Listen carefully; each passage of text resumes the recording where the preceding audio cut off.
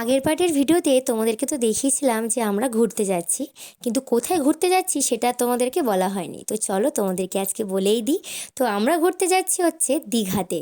কিন্তু দীঘা যাওয়ার পথে আমাদের সাথে ঘটে যায় একটা মহা বিপদ। আর সেটা হচ্ছে আমাদের দীঘা যাওয়ার কান্ডারি এক্সপ্রেস ছিল দুপুর 3:20।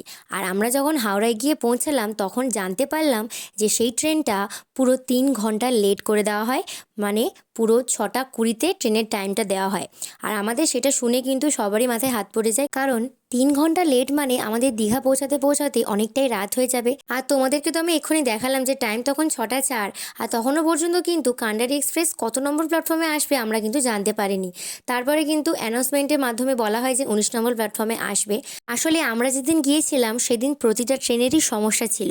নয় কোনো ট্রেন বাতিল, নয় কোনো ট্রেনের টাইম চেঞ্জ করা হয়েছিল। আর আমাদের ট্রেনটা দেখো বেশ ভালোই কিন্তু ফাঁকা ছিল। আর কি কি হলো সেটা আসছে পরের পার্ট।